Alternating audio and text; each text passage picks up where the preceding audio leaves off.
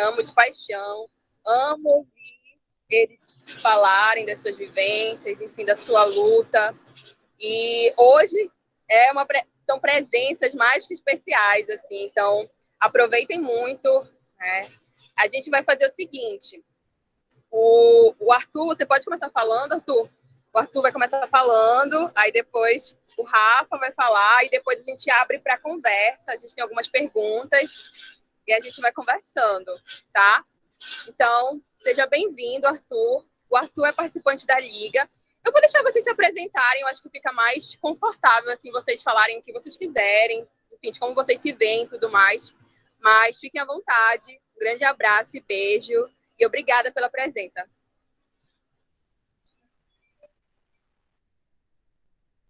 Oi, gente, boa tarde. Eu me chamo Arthur e eu sou um homem trans. Como a Aline já falou, eu sou participante também da LACIG. Já tem um tempo, na verdade, vai fazer mais de 2 anos que eu participo da LACIG. E é uma honra poder contribuir com essa liga que muito tem me acrescentado em questões de vivências, né? A gente estuda sobre a, a população LGBT. E sendo LGBT, então, faz com que a gente continue todos os dias ressignificando a importância da gente saber mais e muito mais que isso, saber que a gente não está sozinho, né? E eu sou muito, tipo, não vou dizer que sou tímido, porque não sou tímido, gente, mas eu fico assim meio desconfortável, né? Muita gente, e tudo mais. Então, qualquer coisa, viu, gente? Me desculpa desde agora. E é isso. Eu acho que eu acabei minha apresentação. O Rafa quer se apresentar? Pode ser, pode ser. Oi, gente, boa tarde a todos. Eu me chamo Rafael Carmo, né? Atualmente estou gerente de proteção à livre orientação sexual, né? Na Secretaria de Justiça e Direitos Humanos, a CJUDH. Também sou homem trans, né? Sou acadêmico de artes visuais na UFPA, né? E antes de estar na gestão, eu já fazia parte aí dessa luta do movimento LGBT, principalmente do movimento trans, né? Movimento ao qual eu pertenço, assim, enquanto pessoa. E já participei também aqui com a galera de outras rodas, né, de conversa da LACIGS, e fico sempre muito feliz de estar participando novamente. Espero mais uma vez aqui trazer uma conversa legal e de muita troca. Estou muito feliz aqui de poder estar também dividindo essa roda aqui com o Arthur, né? Uma pessoa maravilhosa. E, enfim, gente, é isto, né? É só uma apresentação, ainda não é a minha fala. Bom, gente, eu tô muito confortável. Isso começa desde as minhas roupas, né? Porque todas as vezes que a gente fala de roda, pra mim, eu me sinto muito mais confortável, porque é uma parte de troca, né? Não precisa ter aquela rigidez, aquela formalidade. Então, vamos todo mundo se sentir confortável, né? Sabendo que a gente pode estar falando, que a gente pode estar compartilhando. E tá todo mundo aqui para se ouvir. Antes de tudo, eu esqueci de falar para vocês que eu sou estudante de enfermagem na UFPA. E eu vou ressaltar aqui, porque desde da turma de 2018, eu não conheço mais ninguém da enfermagem. Passou de 2018, eu não conheço mais ninguém. Então, as pessoas que entraram, eu não conheci, tipo, não recebi os calores, então eu não sei dizer para vocês se existem na UFPA, na faculdade que eu estudo, outras pessoas trans como eu.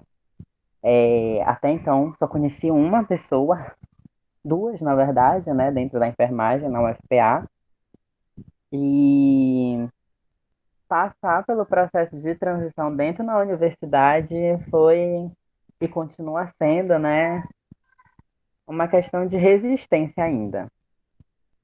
Antes de tudo, a gente vai falar sobre saúde da população trans e a gente precisa entender que saúde é muito mais do que só a questão da gente ir no postinho ou a gente ter uma consulta ou coisa do tipo. A gente precisa entender que a gente é ser humano e como ser humano a gente é tudo. A gente é saúde, a gente é saúde mental, a gente é direito, a gente é cidadão, então a gente consegue abranger muita coisa na saúde, né? porque a gente não consegue andar sem outras partes, não dá para só pensar numa coisa.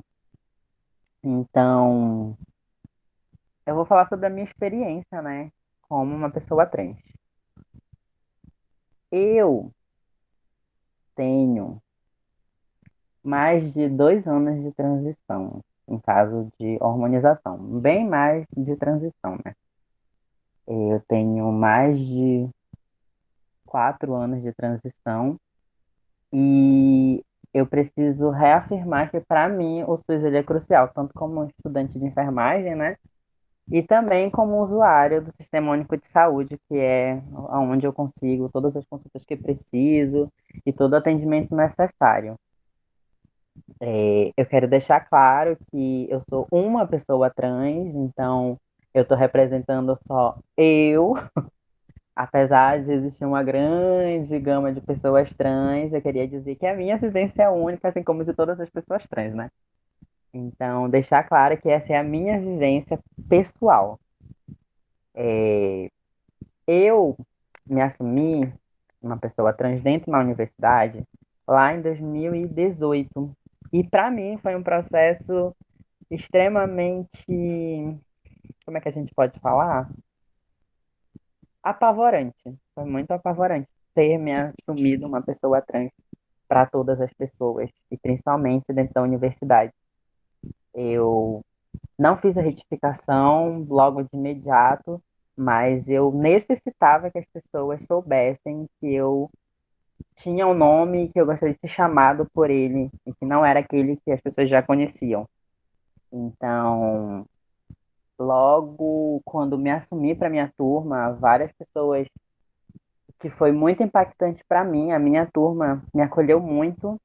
Eles estavam lá, então, tipo assim, eles se propuseram e até hoje, tipo, as pessoas não me confundem mais. E é muito bom saber que eles não tiveram nenhuma, como é que a gente fala? Nenhuma, calma aí, gente. Uma chamada aqui.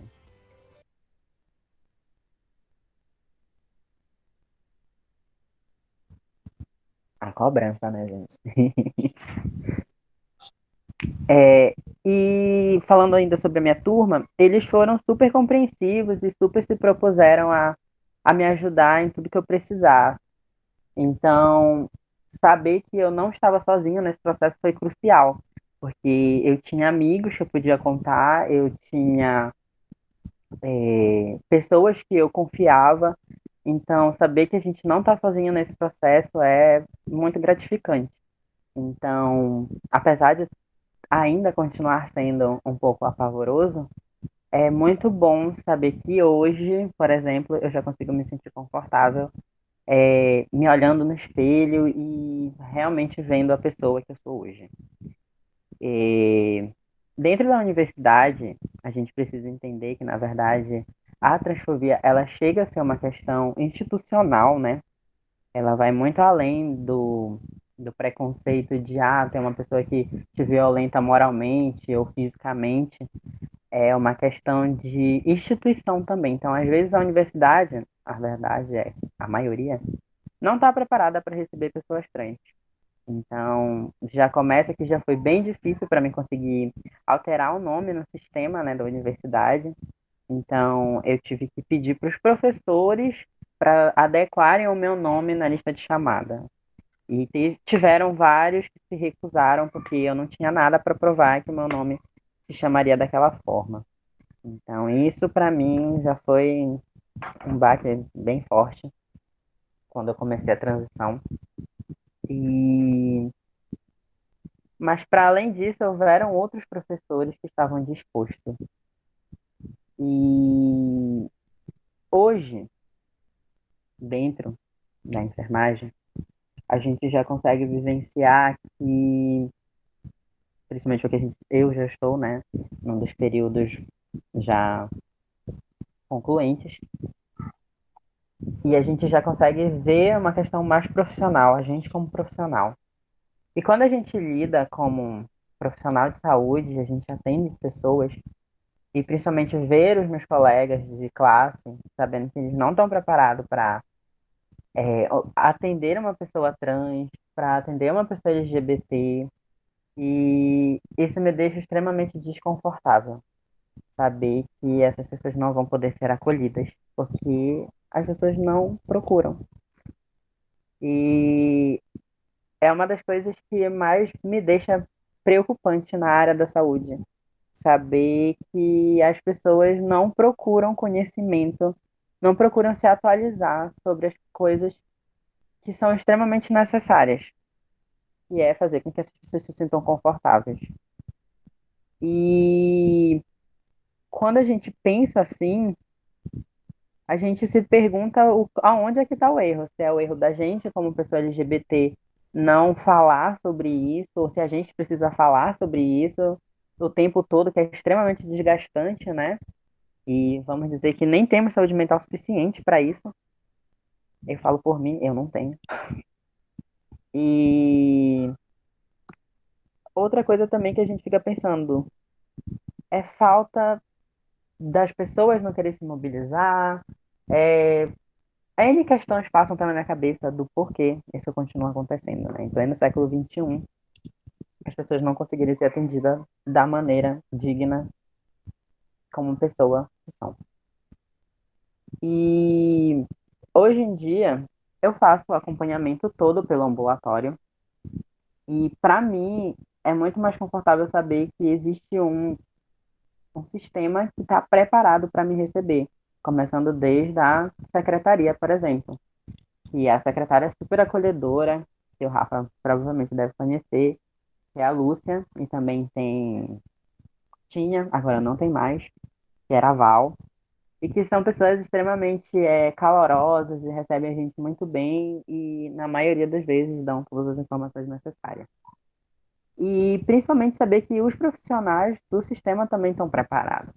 Quer dizer, no início, provavelmente, acho que o Rafa tem mais tempo que eu acho que provavelmente para eles deve ter sido um pouco difícil se atualizar e tudo mais, mas pelo menos na época que eu cheguei, eles já estavam bem mais confortáveis com o assunto e já sabiam bastante. Então, isso me deixou muito mais confortável. É, preciso dizer que, como uma pessoa trans, é muito bom saber que a gente não está sozinho no mundo, que a gente não é a única pessoa trans e que os nossos problemas eles não estão sozinhos. Então, por exemplo, se eu hoje em dia tenho algum problema, vamos dizer, eu me sinto desconfortável em algum espaço. Se eu for, por exemplo, agora vamos dizer, numa festa e acontecer um caso de transfobia, é saber que eu não vou estar sozinha e que existem pessoas que vão estar lá para me acolher. E saber que eu não vou precisar passar por aquilo calado. Então, um dos, vamos dizer assim, dos avanços da globalização é esse. É da gente perceber que a gente tem como é, dar visibilidade para o assunto. E quando a gente pensa sobre a questão da globalização, do movimento, de como as pessoas estão cada vez mais antenadas, de como o assunto ele consegue ir muito longe, é aí que a gente começa a entrar na questão de que as pessoas têm mais acesso à informação. Então, se elas têm mais acesso à informação, a gente não tem mais a necessidade, vamos dizer assim, de ter que ficar reforçando certas instruções básicas, como, por exemplo, o que é ser uma pessoa trans, o que é ser lésbica, o que é ser gay, o que enfim, os questionamentos diários de uma pessoa cis, heteronormativa, que não tem, né? E que geralmente acho que a gente é um dicionário ambulante, que a gente tem que estar sempre disposto a responder todas as perguntas, inclusive as mais inconvenientes possíveis, a toda hora. E eu falo por mim, existem momentos e momentos, existem momentos que eu estou muito confortável para responder, e existem momentos que eu não estou confortável para responder, e eu não vou responder, porque existem outras formas da pessoa buscar essa informação. E principalmente quando é uma pessoa que é muito difícil de lidar, de conversar, sabendo que eu vou só gastar minha saliva e que isso não vai dar em nada. Então, às vezes, a gente precisa escolher a nossa luta. E a minha luta hoje em dia é não conseguir debater com pessoas que não têm como eu ter o diálogo. Então, é uma das coisas que me incomoda muito hoje em dia, porque antes, no início da transição, eu era uma pessoa muito mais militante, eu participava muito mais ativamente dos movimentos sociais, e hoje em dia, com a pandemia, principalmente, colaborou bastante, né? Eu me sinto uma pessoa muito mais parada. Eu não tô mais na ativa da militância. Eu confesso que eu fiquei muito desgastado. Eu fiquei Houveram outras questões pessoais que me motivaram a me afastar um pouco. Então, às vezes, eu simplesmente prefiro não comentar o assunto, porque eu não tenho mais como debater, eu não tenho mais saúde mental para falar sobre isso, sabe, gente? Eu preciso de terapia já, porque tá difícil, todos nós precisamos, né? Porque é extremamente difícil para mim falar sobre as coisas. E às vezes as pessoas podem conseguir pelo Google, que eu não tenho que ficar me expondo, né, às questões constrangedoras. E uma das coisas que acontece muito hoje em dia é a questão da gente falar sobre a passabilidade. É um assunto extremamente importante e hoje em dia, com mais de 2 anos de hormonização, eu me vejo num lugar de passabilidade. Não que eu concorde, né, com essa palavra ou com essa nomenclatura, porque é como se isso reforçasse que só pessoas transpassáveis têm o direito de serem respeitadas, ter os seus pronomes respeitados e o seu nome respeitado, e não é assim. Existem pessoas transmasculinas e existem pessoas trans que não querem harmonizar, não são obrigadas a harmonizar, não são obrigadas a fazerem a cirurgia, e se não quiserem, não vão deixar de ter menos homens ou menos mulheres por isso. Então, a gente precisa estar sensível a escutar como a pessoa quer ser tratada. E saber que não existe um manual para ser homem ou para ser mulher. Que isso são só caixinhas sociais criadas dentro da sociedade. Então, quando a gente fala sobre isso, sobre a questão da passabilidade, eu, por exemplo, não me vejo mais em problemas que antes, no início da transição, eu me encontrava. E é de ter os meus pronomes questionados assim que eu abrisse a boca, porque a minha voz era extremamente fina. A questão de eu não ter barba ou de, enfim, N situações, de roupas e tudo mais. E isso era extremamente desconfortável e mexia muito comigo. Então, para mim, hoje, a questão da harmonização foi extremamente importante, porque eu me sinto muito mais confortável dentro da sociedade. Mas, como eu acabo de dizer, existem pessoas que não se sentem confortáveis, estão bem com seus corpos. E tudo bem, entendeu? A gente precisa deixar isso claro. E eu acho que falei tudo, gente, porque se eu for aqui ficar falando, o Rafa não vai falar nada. Eu acho que eu tenho que dar esse lugarzinho pro Rafa. Necessário. Se o Rafa estiver confortável, claro. Sim, eu acho que o Arthur, né, já fez a deixa aí. Assim, eu só tinha esquecido, tá, gente? Como a gente tá gravando aqui, né, a roda de conversa, eu esqueci de fazer a autodescrição, né? Eu sou Rafael, minha pele é negra, tenho barba, bigode. Estou usando uma camisa azul marinho com um colar de conchas, cabelo crespo amarrado e atrás de mim, né, uma parede amarela com armários brancos e um liquidificador com um negocinho de crochê típico de mãe. Bom, gente, então, trazendo um pouco, né, para a gente conversar sobre a questão da saúde, e quando a gente fala de saúde para pessoas trans, né, a gente fala ainda, eu acredito que o Arthur entenda até disso melhor do que eu nesse sentido, por conta do curso dele, talvez ele tenha percebido, se foi a minha experiência assim da escola, a gente ainda fala de saúde, de tudo que envolve saúde, né? Baseando sempre em corpos cisgêneros, né? Então a gente já começa por aí. Quando a gente fala sobre a área da saúde, a gente fala de corpos cisgêneros, né? A gente não estuda para além dessa binariedade que é macho e fêmea, né, para biologia.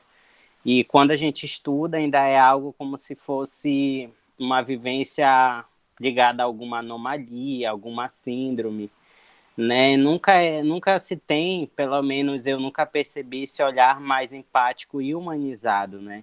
Então, hoje eu compreendo que, por exemplo, pessoas intersexuais, que foi algo que eu aprendi na escola, né, como hermafroditas, como uma determinada anomalia, variante biológico, na verdade, né, são outras vivências, né, e que a gente toma, muitas vezes, muito entre aspas, como incomum ou anormal, porque a biologia que a gente aprende, a ciência que a gente aprende, né, quando a gente vai para a escola, é justamente pensado nessa binariedade de corpos X e Y, XX, né, que tem vagina, que vai ser mulher, enfim.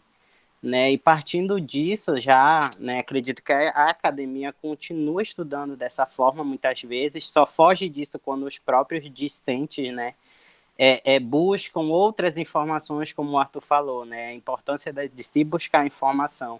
Porque assim, a própria academia ela não te dá, na maioria das vezes, uma disciplina que tu vai falar sobre a diversidade, ou enfim, estude essa vivência, essas plurais vivências, né, como algo comum, como algo natural da sociedade, né, essas diversas vivências, diversos corpos. E isso acaba prejudicando a gente enquanto pessoas de direitos, né, pessoas que deveriam ter acesso à cidadania de uma forma mais humanizada, né, na questão da gente ainda hoje esbarrar em muitos profissionais que não compreendem as nossas vivências, as nossas demandas de nem sempre eu quero usar um hormônio, mas isso não quer dizer que eu não possa fazer uma cirurgia ou que eu não queira desejar fazer uma cirurgia, ou vice-versa, né?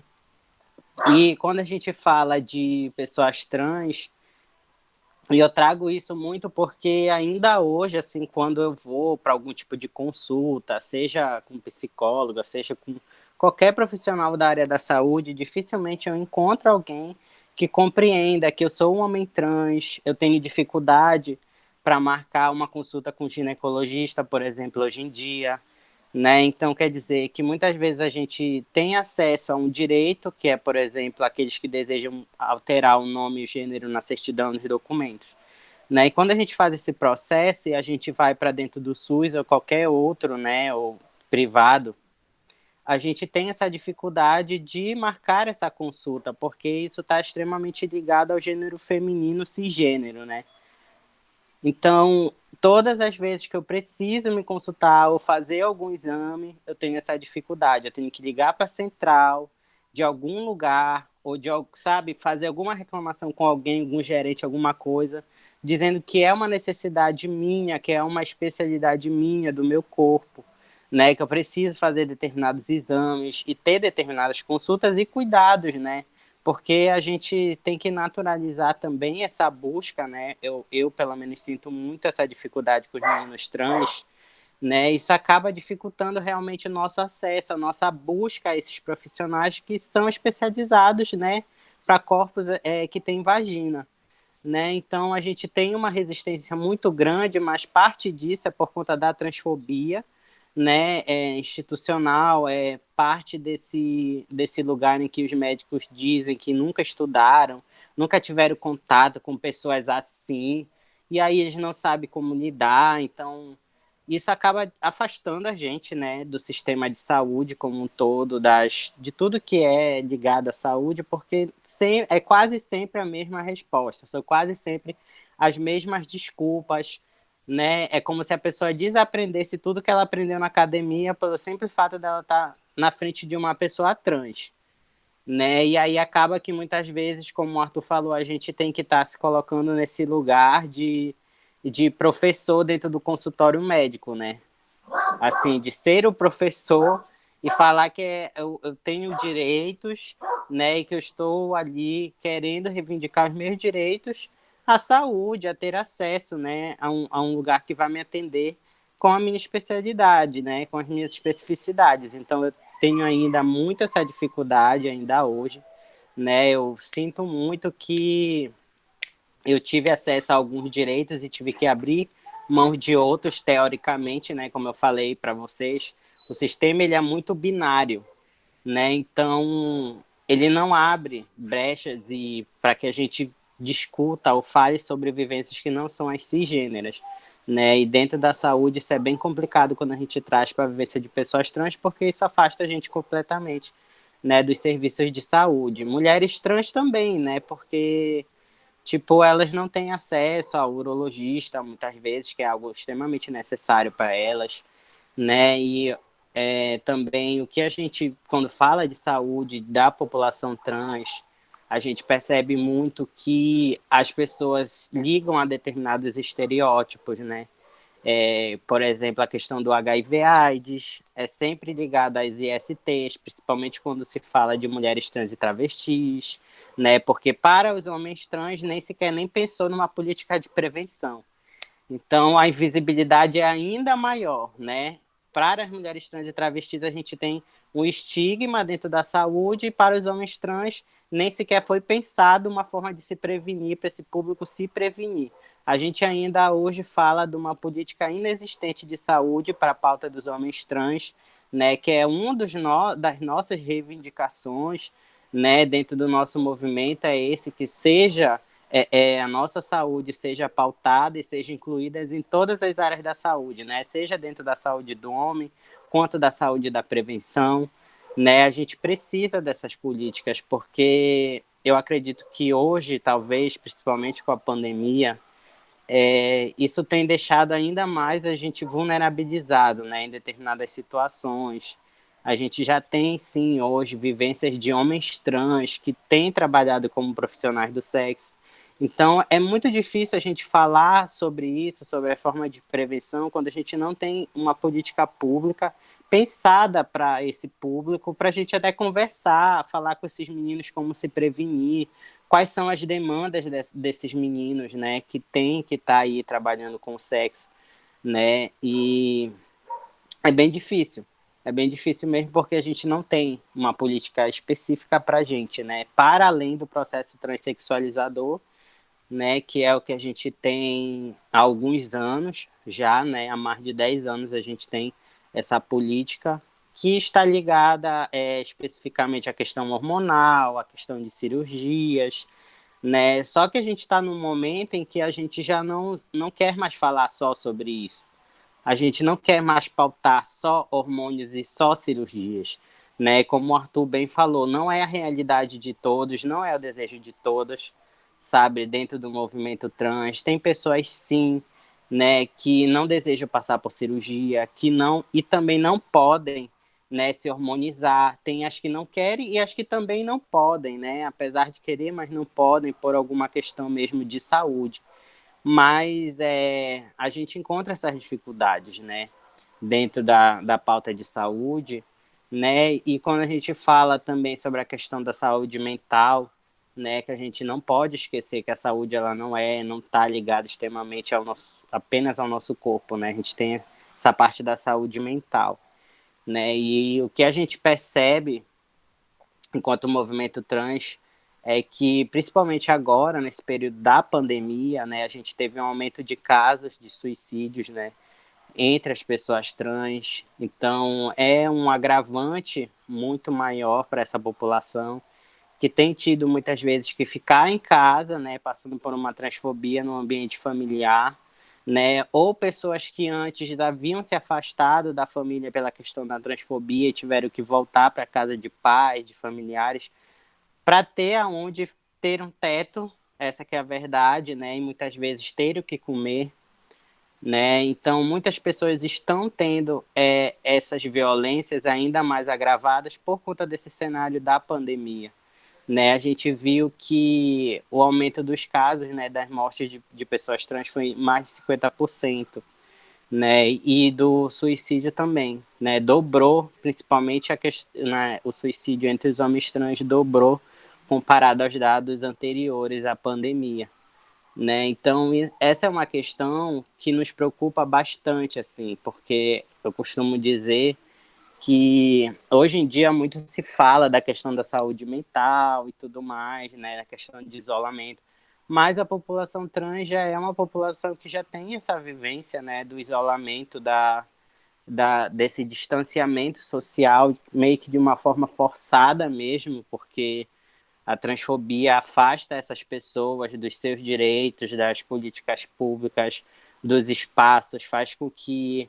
elas estejam em uma situação de vulnerabilidade, né, social muito grande, socioeconômica, né? Não é à toa que a gente está vendo muitas meninas aí tendo que realmente, às vezes, é só a cesta que salva o mês dela, a semana delas de alimentação, né? Principalmente quando a gente traz aí para as pessoas que já estão em uma determinada idade, não passando a juventude, por exemplo, né? E são pessoas, são meninas principalmente que têm a questão do silicone industrial, que hoje é uma pauta também dentro do movimento trans, que é, é algo bem difícil de se debater a galera da saúde, porque a gente realmente não tem muitos dados, como eu falei para vocês, a gente não tem dentro da academia dados que falem sobre as questões da saúde da população trans, né? Quando a gente procura, são muito poucos os dados, e eu digo assim, fugindo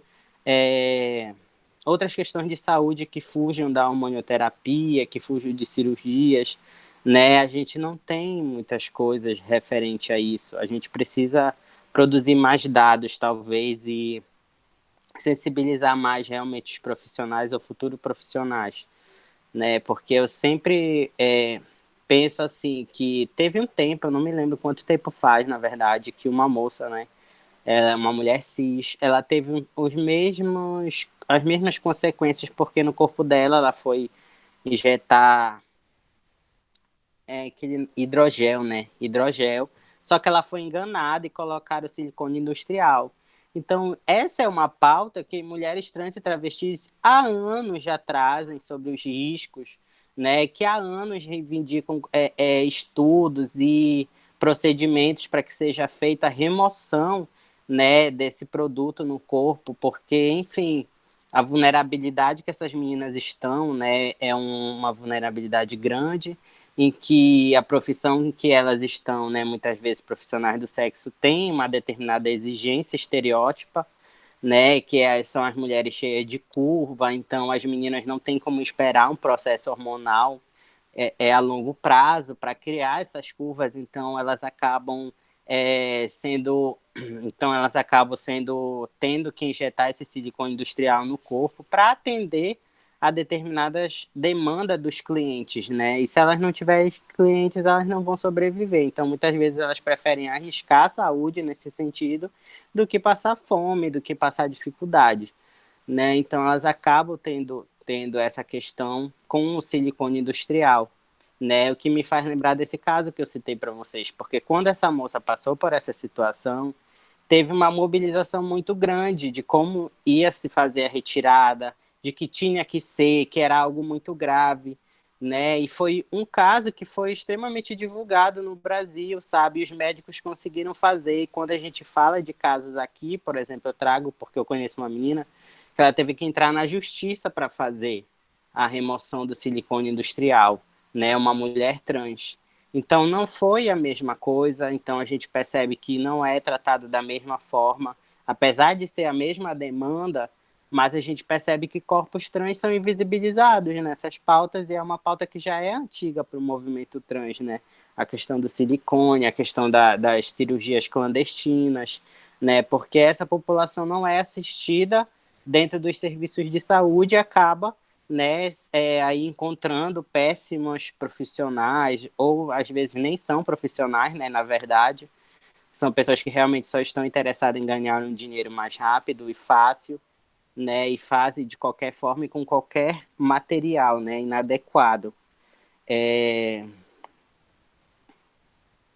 Deixa eu ver, acho que o Arthur falou também na questão do ambulatório, né, lembrando que trazendo assim para nossa realidade, o nosso ambulatório, apesar dele não estar ainda habilitado, mas até então ele é o único ambulatório do estado do Norte, né, que é aqui no Pará, e a gente acaba atendendo alguns outros estados, né. Agora a gente tem sentido uma falta muito grande, assim, porque é o único serviço muitas vezes que as pessoas trans se sentem confortáveis de ir, né, por toda a sensibilização que o Arthur já falou aqui, que hoje em dia, principalmente os profissionais têm, e já tem essa proximidade maior com a população trans, né, mas a nossa dificuldade hoje com o ambulatório perpassa de fazer que a gestão, né, a gestão passada, a gente lutou muito com a gestão passada, porque foi-se inaugurado esse ambulatório em 2015,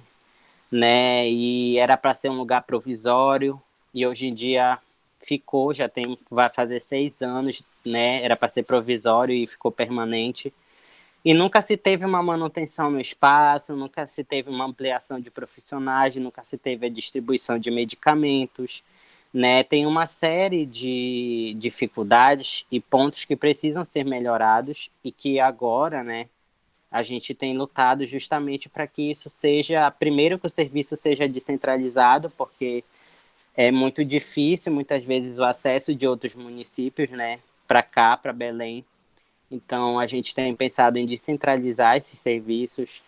O segundo ponto é retomar novamente, como posso falar, parcerias, né, convênios com os laboratórios do Estado, para que as pessoas trans voltem a fazer os exames que elas necessitam, né, para verificar a taxa hormonal, exames ósseos, né, que são exames essenciais para aquelas pessoas que fazem a hormonioterapia ou desejam iniciar a hormonioterapia, né? E hoje em dia a gente já enfrenta, na verdade, há um tempo a ausência dessa parceria. Isso faz com que a gente tenha ainda mais um serviço precário, né? Infelizmente, porque os processos das pessoas não andam, porque elas não têm como pagar exame particular, muitas vezes, tem que estar dependendo, correndo de uma unidade para outra, e quando é uma guia do Estado, o município não atende, então tem uma série de burocracias, né, que a gente enfrenta hoje, inclusive agora a entrada do ambulatório,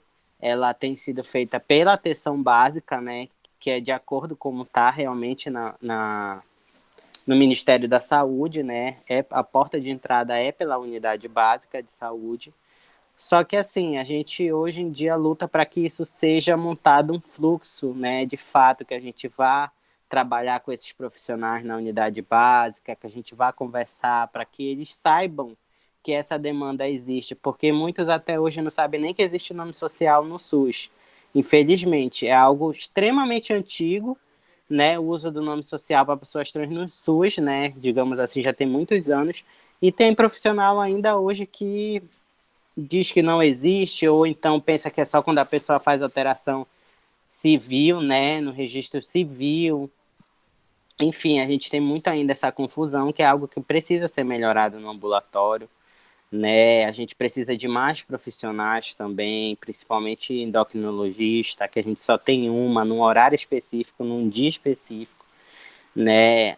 A gente precisa de fato, e é o que a gente tem lutado, pelo menos, né, enquanto gerência lá na CJUDH, é articular, né, com a saúde estadual, que a gente tenha de fato profissionais que sejam designados para o ambulatório, porque os profissionais que hoje estão lá na Uridip, eles são cedidos de outro espaço ou da própria Uridip, né? Então, o dia que de repente aquele serviço sair da Uridip, a gente vai ter que ter novos profissionais, né? Porque os profissionais que trabalham lá atendendo a população trans ficariam na unidade, né? Então, a gente vai precisar trabalhar novamente com novas pessoas, uma nova sensibilização, provavelmente, né? Para a gente dar continuidade no serviço. Mas a gente tem buscado essa melhora para que as pessoas trans não fiquem sem, muitas vezes, o único serviço de saúde que elas têm, né? Porque na UBS, muitas vezes, elas nem conseguem chegar também por toda a discriminação que elas passam, não tem suas identidades respeitadas, não tem suas pautas conhecidas,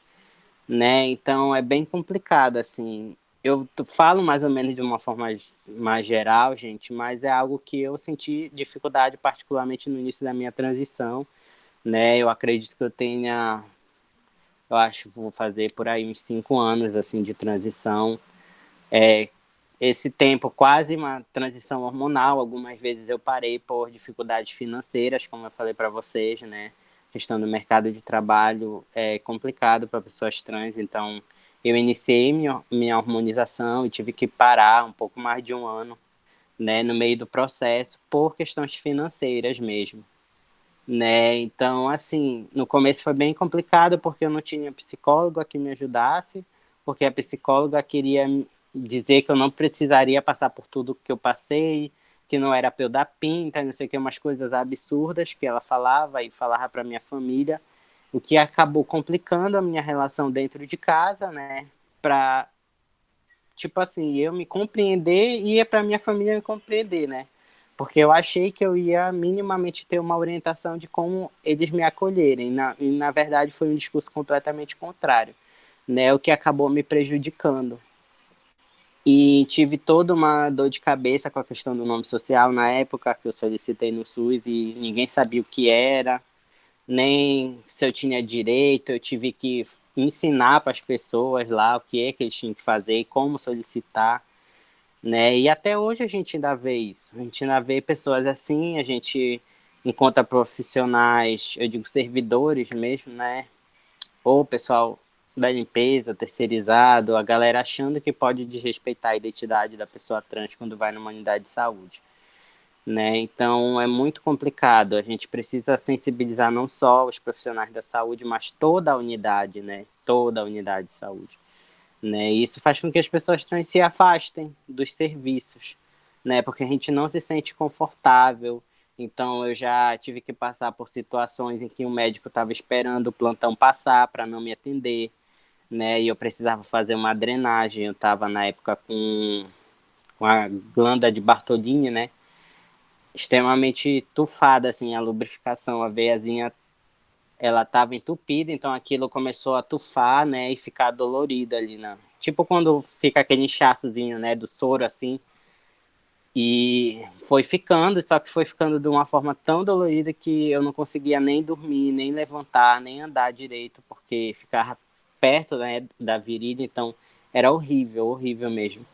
Então, eu tive que passar por essa situação e passar por esse atendimento médico péssimo que eu tive, que o médico praticamente disse na minha cara que não queria me atender, né? Que ele iria tentar só uma vez fazer a drenagem, se eu ficasse com muita frescura, ele ia deixar de mão, né? Então, eu tive que ouvir coisas assim, tive que ouvir ele dizendo para minha mãe, porque eu sou casado com uma mulher trans, então eu acho que na cabeça dele, né? Ela que tinha que me passado isso. Então, automaticamente ele falou para minha mãe que eu tava daquele jeito porque eu tinha contraído uma IST, né? E ele viu que eu tava com a Isabela na época, né? Ela que tava me acompanhando. Então, como ela fala, em algum momento ele ouviu ela falar amor e tal, alguma coisa, e rapidamente associou a isso, né? Agora, tanto eu quanto ela, a gente sabia que não era por conta disso, porque a gente já tinha passado, eu tinha passado pelo ginecologista e ele falou o processo e que esse momento ia acontecer, né? De ficar extremamente dolorido e tal, não sei o quê.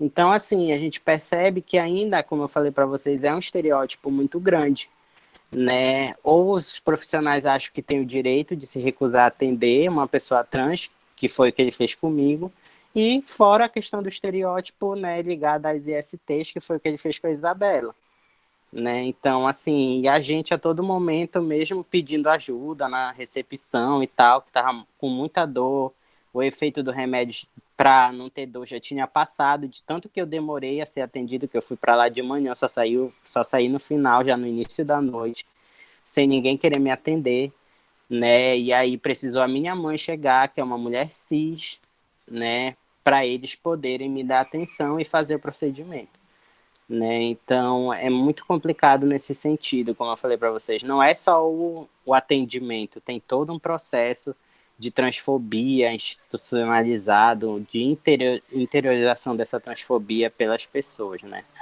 Então é bem complicado. Acho que é isso, gente. Já falei demais. Faça perguntas se você estiver.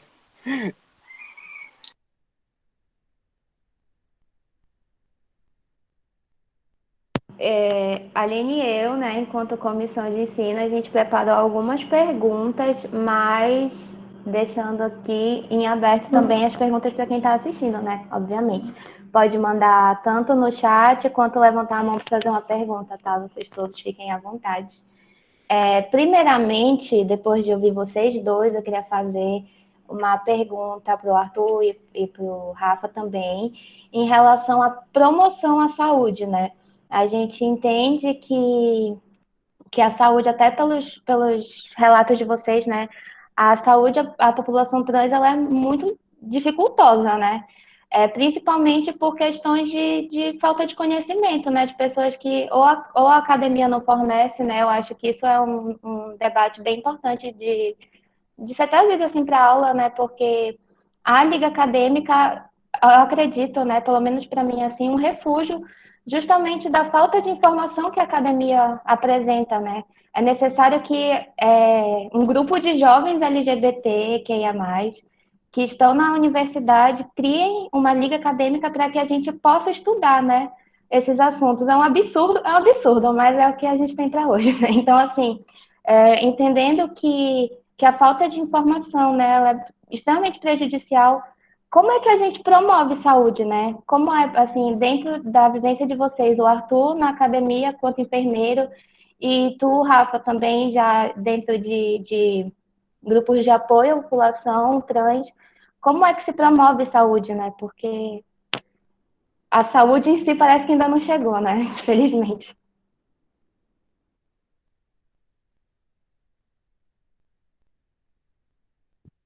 Acho que eu posso responder primeiro.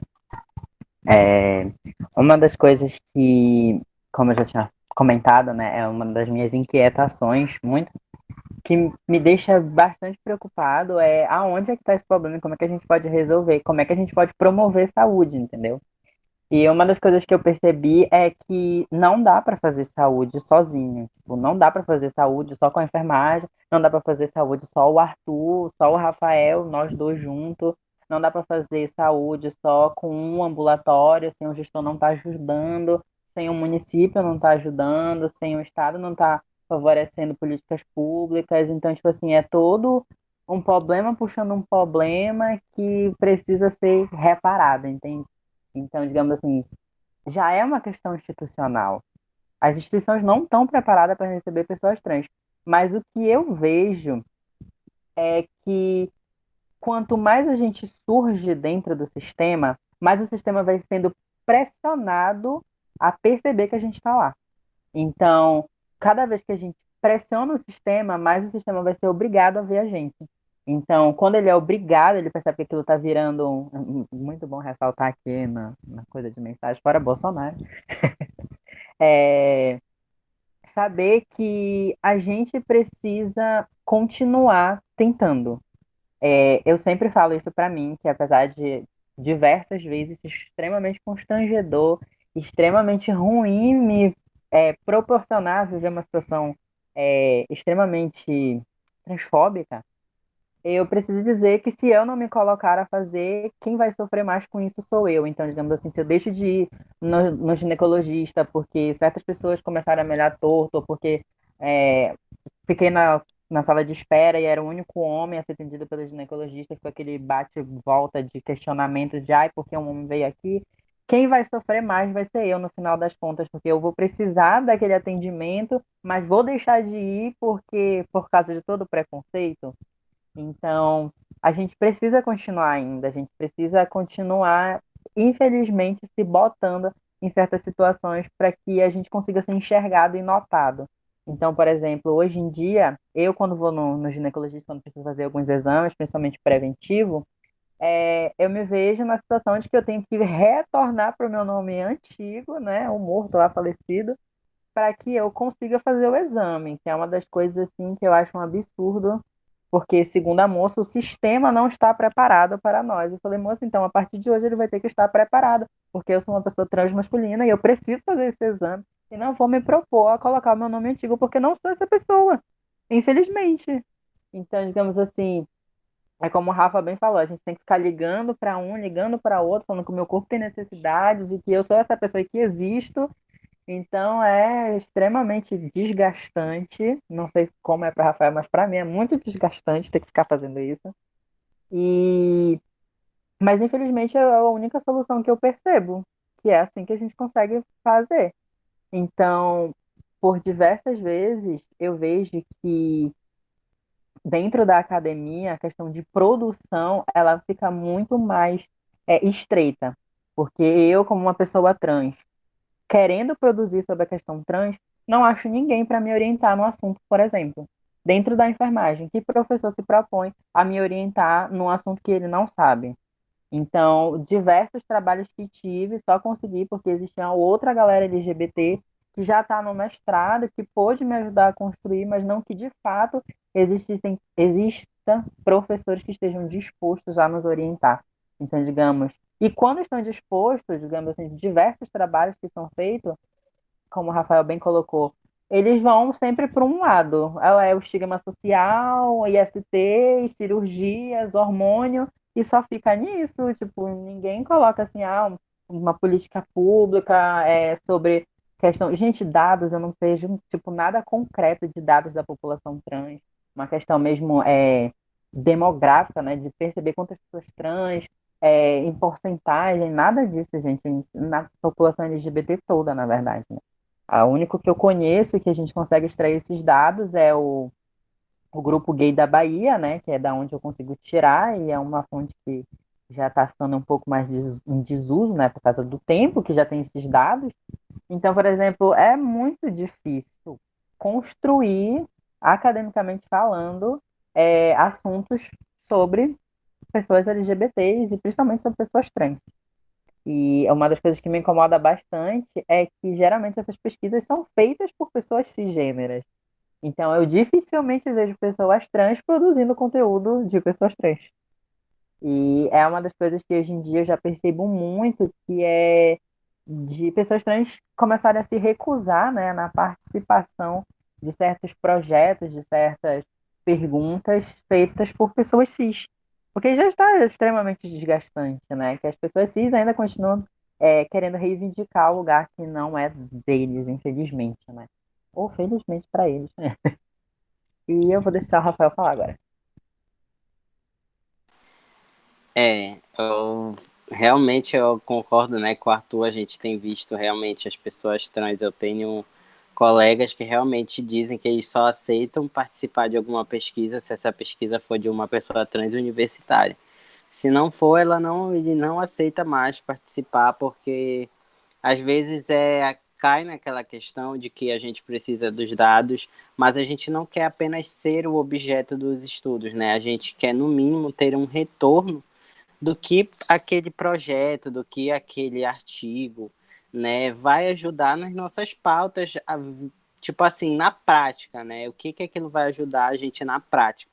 O que vai sair da teoria ali, né? Muitas vezes a gente precisa, é, muitas vezes de um grupo de acolhimento, algo assim. A gente tem precisado que, de repente, estudantes da área da saúde, sabe, lutem junto com a gente para que a gente tenha inclusão dessas pautas de fato, né, na atuação, ou nas próprias universidades, né, no sentido de que em outros estados, por exemplo, a gente tem os ambulatórios dentro dos hospitais universitários, que é o que ajuda muito no sentido de a gente ter mais residentes, né, na área da saúde, da gente ter uma equipe maior para atender a população trans, né? Então, aqui a gente ainda não tem esse diálogo com as universidades, que muitas vezes, talvez, seria uma forma, né, da gente falar aí sobre essa questão da promoção da saúde, né?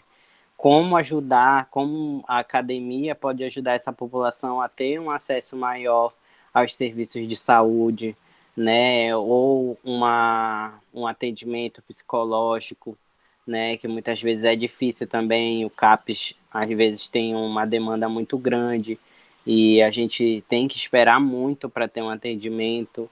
Ou quando chega na unidade, às vezes as pessoas realmente não.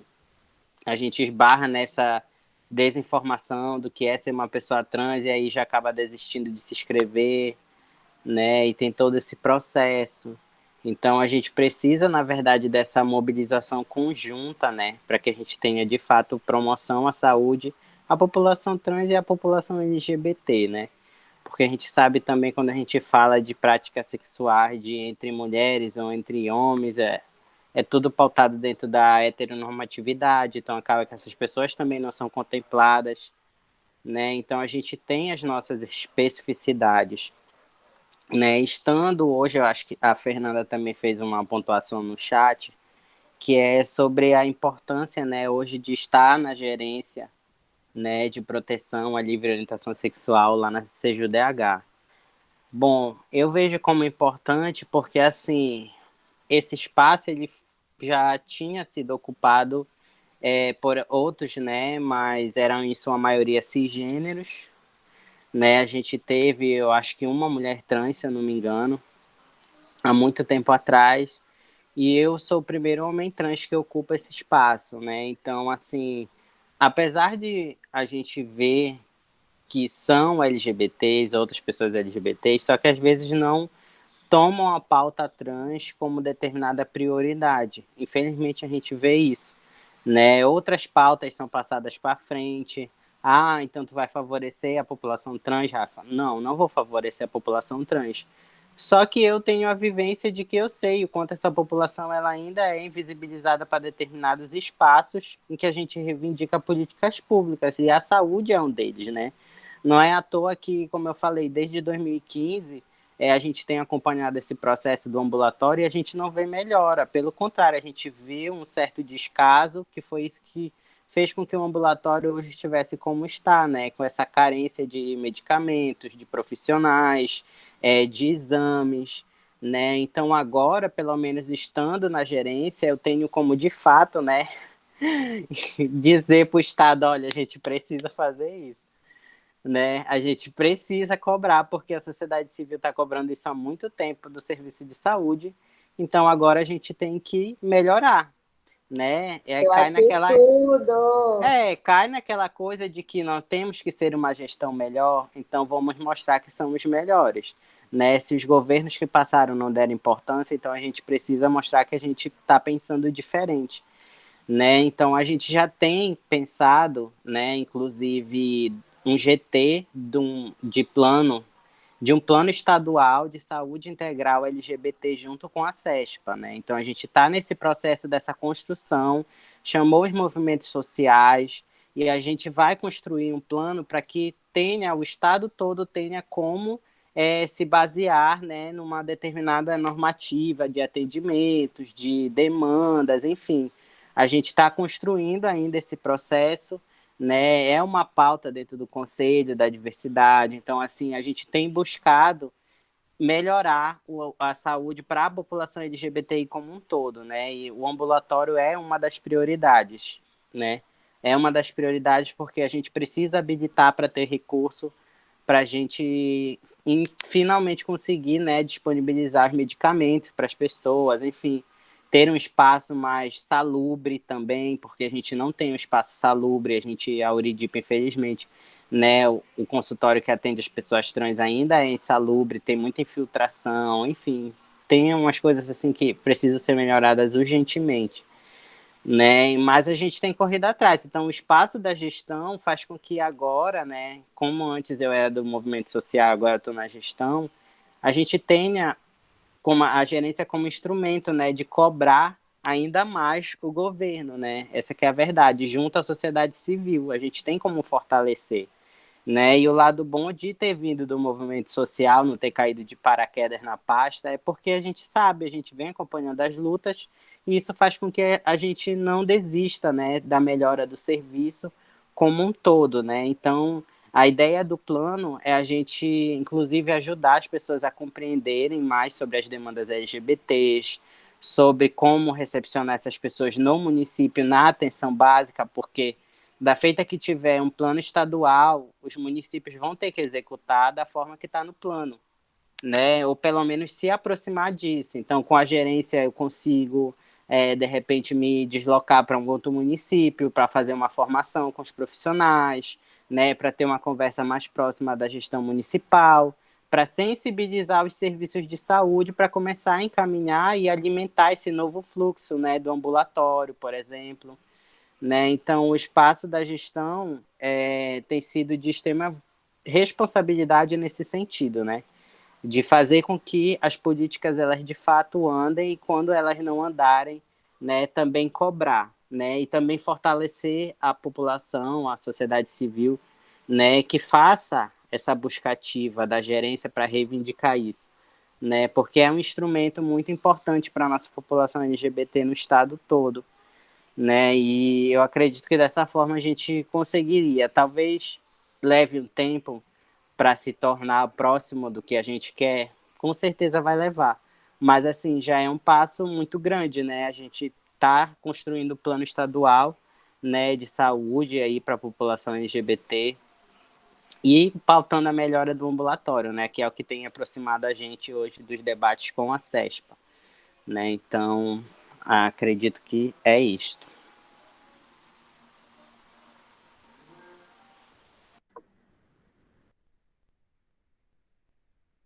Um comentário muito interessante aqui no chat, eu não sei se vocês viram.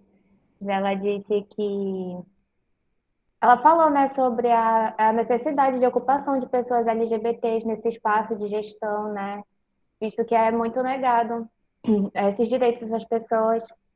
E ela também falou sobre a questão da educação como base para ajudar nessas melhorias. E realmente, eu sou da área da educação, né? E a gente fala muito sobre educação sexual para as crianças, mas é realmente muito importante a gente falar sobre reeducação sexual para adultos, né? E eu acho que a presença de pessoas LGBT, LGBTQIA+, nesses espaços de gestão traz muito essa oportunidade, né, da gente se desconstruir, se reeducar, porque, como vocês mesmos falaram, né, eu acho que, quanto população LGBTQIA+, a gente está meio farto de ter que ensinar coisas, né, acho que está na hora de todo mundo resolver se reeducar juntos, porque eu estou me formando para ser psicóloga, né, não professora, o Arthur é enfermeiro, né, professor, o Rafa é professor, mas assim, tem momentos e momentos, né? Então, eu achei muito interessante esse comentário, porque eu acho que é bem por aí mesmo, né? Da gente ir ocupando, encontrando essas fissuras, como o Arthur falou, né? Ir ocupando espaço, encontrando fissuras para se mostrar presente e informativo, né? Querendo ou não, já que é necessário. E perceber, assim, que é só a gente ocupando esses espaços, a verdade é essa, que muitas vezes as nossas demandas só são levadas a sério quando a gente ocupa essas cadeiras, Sim. quando a gente está nesses locais, né? E isso vale, eu acho que para toda a Assembleia Legislativa, Câmara dos Vereadores, enfim, a gente realmente precisa ocupar os espaços, a gente precisa comprometer, né, as gestões nesse sentido. E muitas vezes, infelizmente, né, na verdade, muitas vezes é a gente pela gente, né? Então a gente precisa ocupar esse lugar, né, não só por questão de representatividade, mas realmente para fazer acontecer, porque se a gente não tiver ali, né? O sistema todo é pensado para heterossexualidade, cisgeneridade, né? Branquitude. Então, isso tudo vai se alimentando, né? E achar essas fissuras realmente é extremamente importante, né? Quando a gente chega num lugar de gestão, né? Claro, tem uma série de hierarquias, burocracias, mas minimamente a gente tem ali uma tomada de decisões, sabe? A gente tem como reivindicar, talvez de uma forma mais forte, né, que determinadas políticas andem, né, porque a gestão está ali para isso, ela está para mostrar que as políticas públicas têm que ser feitas, né, então, assim, é muito importante realmente quando a gente pensa em ocupar esses lugares e fazer valer, né, porque muitas vezes as nossas pautas só estão pensadas ainda por nós, né, então a gente precisa muito ocupar cada vez mais esse local.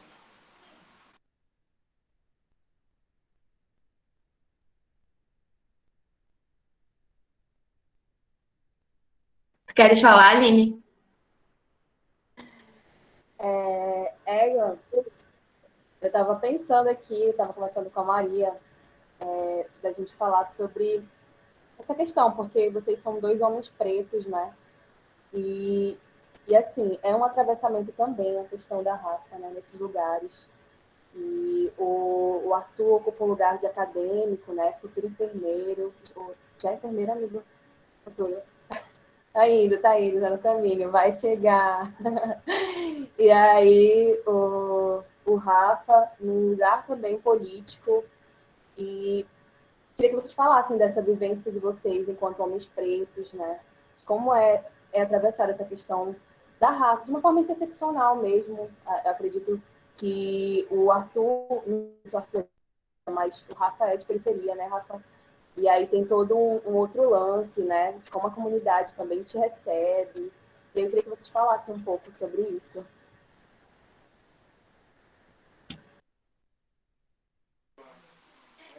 Como o Arthur não se habilitou primeiro, eu vou falar, então. Aqueles, né? Bom, gente, realmente eu acredito assim, né, que a gente vivenciar a nossa transexualidade sendo uma pessoa preta é completamente diferente, né?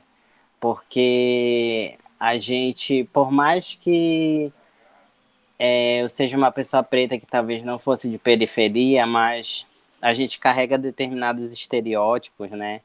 E assim, eu percebo muito isso agora, nesse lugar de gestão, né? Então, é como a gente percebe, as pessoas assim não te olham como um perfil de gestor, sabe?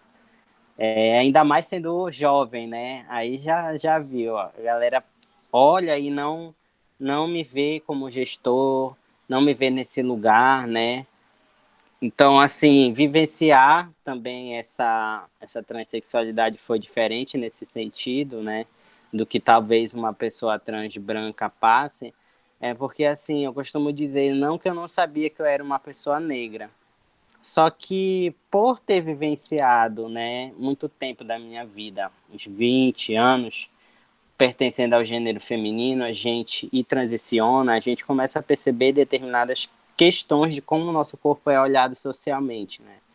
Antes da minha transição, eu era visto, eu acho que vocês devem perceber muitas mulheres negras falando isso, mas tem uma objetificação do corpo, eu percebia muito isso, eu era muito sexualizado, nesse sentido eu me privava muito de sair, né, para não ser vulnerabilizado nesse sentido de eu me sentia desconfortável de estar na rua porque a todo tempo, né, era assédio e era as pessoas me falando determinadas coisas, né, as pessoas achando que tinham direito de tocar no meu corpo, né, então era assim algo bem constrangedor e bem invasivo, na verdade, não é nem constrangedor, é invasivo, né? E quando eu passei por essa questão da transição e que alguns traços meus foram já sendo mudados pela questão hormonal, né?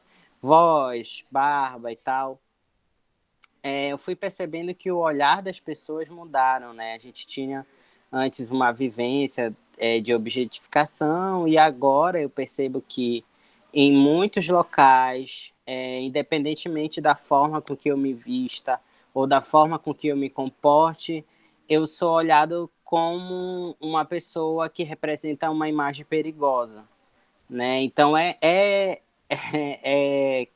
extremamente diferente a vivência no sentido de que eu passei a ser uma pessoa que representa o perigo, né? Agora as pessoas começam a me seguir em determinados locais muito mais, né? Porque antes já seguiam, mas assim, agora é algo muito mais descarado, né? Quando eu vou no supermercado, eu vou numa loja, então a gente vai se privando de determinados comportamentos. Eu deixo a minha mochila para trás, eu evito pegar na minha mochila, eu evito pegar no meu bolso, sabe? Para que as pessoas não pensem que eu estou ali querendo roubar ou já estou roubando alguma coisa, porque é isso que eu percebo nas pessoas, né? Perceber que as pessoas se afastam na parada de ônibus, às vezes perceber que o ônibus está cheio e ninguém quer sentar do teu lado, né? Então, assim, são percepções diferenciadas que, por conta da minha vivência enquanto uma pessoa preta, a pessoa trans, mesmo sendo trans, mas ela for branca, ela não vai ter essa vivência, né? Porque é um atravessamento do racismo, que é uma vivência que ela não tem, né? E que agora eu sinto muito mais latente por essa questão de todo tempo eu me sentir vigiado, todo tempo representar uma imagem de perigo, né, para as pessoas. Já passei por algumas situações com a polícia, inclusive, sem ter feito nada e ter sido agredido de forma gratuita mesmo, né? Então, sem nenhum. Quem me conhece sabe, eu já participei de algumas rodas, sabe que eu não sou, e nem que eu fosse, né, um perfil de pessoa que fosse falasse alto, que gritasse, que, enfim, né? Eu não tenho esse perfil, mas ainda assim fui violentado desta forma, né? Fisicamente e tal, por essa questão da polícia. Então, são vivências que a gente acaba automatizando alguns comportamentos, né? Eu já me peguei algumas vezes, tipo, descendo do ônibus e tem alguma viatura, eu me perguntar se eu estou com a minha identidade, se eu estou com os meus documentos, sabe? Então, são situações que uma pessoa trans branca não passa, por exemplo. Ainda mais se essa pessoa tiver determinados acessos, né? For uma pessoa que tem um determinado dinheiro, falando, né, uma linguagem mais assim, tiver dinheiro, se ela for de classe média alta, andar de carro e não sei o que, ter acesso a todas as cirurgias que ela quiser, né? Então é uma realidade muito diferente nesse sentido, né? Principalmente para quem vem da periferia sabe, né, como é, né? E todo mundo que é olhado da periferia é olhado como alguém ou tu é criminoso, né? A maioria do pensamento é esse, ou tu é criminoso, ou tu vai, sei lá, ser barraqueiro, ou tu é uma pessoa que não tem estudo, né? Enfim, tu é olhado por esses estereótipos. Então, a minha transição fez com que eu percebesse muito mais latente essa questão do racismo, né? Então, hoje a questão do racismo ela acaba sendo extremamente potencializada, porque, como o Arthur falou, chega um momento que quando a gente se harmoniza, a gente já não, as pessoas já não que tenha que ser perceptível que eu sou trans, né? Mas eu digo assim, as pessoas tomam determinados comportamentos, né? Por visualizar ali um traço de barba, de voz, então elas acabam já associando a nossa imagem masculina, então a gente já evita determinadas situações referente por ser uma pessoa trans, né? Mas por outro lado, a gente não deixa de sofrer o racismo, né? Então, quando um homem trans chega a um determinado ponto da hormonização dele e ele é um homem branco, ele está sendo ali lido em todo o seu privilégio para a sociedade, né? Ninguém vai identificar e aquele ali é trans, né? Talvez ele sofra a transfobia se ele sinalizar que ele é uma pessoa trans. Agora, se não for, como muitos fazem, assim, né? De digamos realmente não pautar isso, como eu falei, não é obrigado eu sair falando que eu sou trans, porque nem todo mundo fala que é cis. Ninguém chega se apresentando que é cis. Só que, assim, eu digo que determinadas situações é importante que a gente se coloque, né, para que as pessoas compreendam que a nossa vivência é diferente, né, nesse sentido, que apesar de sermos pessoas trans, ainda assim temos situações distintas entre nós, né? E muitas pessoas dentro do movimento trans que são brancas, elas não têm essa percepção, né, de que quando a pessoa ela é trans e ela é preta, ela passa por determinadas situações para além da transfobia, né, coisas muito específicas. Então, eu só pude compreender que as pessoas passaram a me ler enquanto homem porque eu estava sendo lido enquanto um homem negro, né? As pessoas a todo momento me lembram que eu sou um homem e que eu sou um homem negro, quando elas tomam determinados comportamentos, né? Então, assim, para mim foi também um divisor de águas, assim, passar por essa transição nesse sentido de que eu me fortaleci muito mais em determinadas questões e comecei a perceber, né, determinados comportamentos das pessoas que eu já passava antes por conta do racismo e nunca tinha me ligado que era racismo, sabe? Então, a minha transição, por ser uma pessoa trans preta, fez com que eu crescesse, assim, nesse sentido, né? De compreender, amadurecer outros pensamentos, outras percepções que antes eu não tinha ainda, tipo, aquele estalo de, cara, é isso, sabe? É racismo. E tudo que eu passei em determinadas situações era porque eu era uma pessoa preta. Vai falar, tu.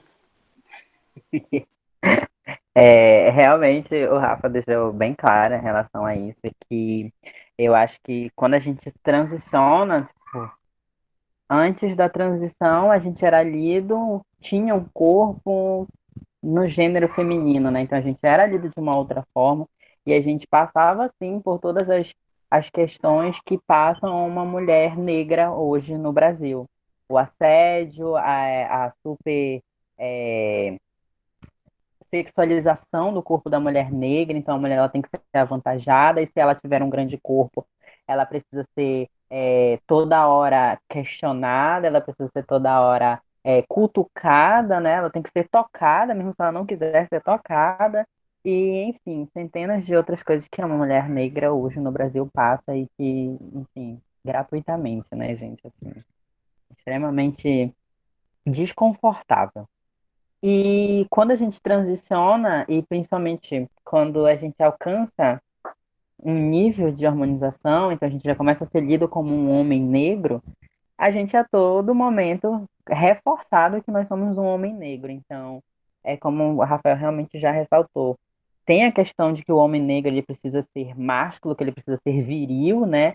Que ele tem que ser o homem negro, então também existe essa super sexualização do corpo do homem negro, né? Ele tem que ser dotado, ele tem que ser viril, ele tem que estar a todo momento pronto, entendeu? Uma máquina de sexo, gente, isso não existe, não, enfim, né? E é uma das coisas que eu percebo latente, tipo, isso ficou muito mais visível agora com o tempo de harmonização. Então, por exemplo, eu como um homem negro, se eu me comporto de uma certa forma e sou lido como um viadinho, eu não posso porque sou um homem negro. Aí eu fico, e ué, por quê? Então, tipo, são questionamentos que eu acredito que uma pessoa branca não sofre todo momento, ela não é seguida com certeza em um supermercado. Eu ando sempre com os meus documentos de forma consciente e inconsciente, porque morro de medo de, em algum momento, estou numa festa, estou num rolê com pessoas brancas e ser confundido. Se estou na rua hoje em dia, estou no ônibus sozinho, sou um homem negro, estou no final do ônibus, e vem uma mulher que vai descer na mesma parada que eu já me olho estranho, eu já vou me afastando porque percebo que ela está desconfortável. Então, tipo assim, são certas vivências hoje em dia que eu não tinha preocupação hoje e hoje em dia tenho que ter. Então, tipo, é realmente diferente a gente passar pela transição sendo uma pessoa negra e sendo uma pessoa branca, né? Então, a gente precisa realmente ressaltar que o racismo, ele é também uma das coisas passadíssimas, né, no mundo inteiro. E, infelizmente, no Brasil, a gente ainda percebe que pessoas negras, ainda assim, a todo momento sofrem violências morais, físicas, sexuais, e tem uma demanda de questões de saúde muito mais latente do que pessoas brancas. Então, aí também, só por esses detalhes, a gente já percebe que a gente ia precisar de certas especificidades, certos debates que não existem na população branca, né? E é isso. Sim, só fazendo um complemento ao que o Arthur falou, eu também pensei aqui que uma das coisas, né, que a gente passa pela transição, eu pelo menos tenho esse receio ainda de, por ter vivenciado, né, muito tempo o gênero feminino, eu tenho ainda esse receio, como eu falei para vocês, por exemplo, de ir ao banheiro muitas vezes sozinho, porque me traz uma série de memórias e violências em que a todo momento, é por isso que eu digo, não, a chamada da passibilidade, ela não é em nenhum momento nenhum privilégio, ou enfim, porque na minha cabeça sempre tem aquilo de que, poxa, se alguém vier aqui, eu sempre entro no banheiro com esse pensamento, meu Deus, se alguém souber que eu sou trans, ou eu posso ser violada aqui, ou eu posso ser agredido, alguma coisa vai acontecer comigo aqui dentro desse banheiro. Então, eu sempre tenho uma extrema dificuldade com isso, né? Ou quando a gente realmente consegue acessar o banheiro, porque às vezes só tem mictório, então a gente também, de qualquer jeito, não tem nem como a gente acessar o banheiro, nem que se a gente quiser, porque é como se até o homem cis não precisasse ter um vaso sanitário no banheiro, sabe? Então, é horrível nesse sentido, porque tu pensa, tu entra com medo de violência e já é uma série de memórias, de gatilhos quando tu passa a entrar. Eu me sinto completamente desconfortável quando eu vejo um bocado de homem cis, eu fico com muito medo, né? Então as pessoas pensam assim que quando a gente chega a determinado ponto da nossa hormonização, a gente perde os medos, a gente sabe, a gente, ai, nossa, vai viver livre de tudo, é tudo mar de rosa, mas não é, sabe? A gente tem esses determinados traumas e gatilhos que a gente acaba, né, sendo carregado ainda, infelizmente. Isso que o Arthur falou, que é cobrado de um determinado comportamento, realmente né, a gente está sendo lido enquanto um homem negro. Então, realmente, todo momento é como se a gente tivesse que cobrar dessa virilidade. Eu não posso...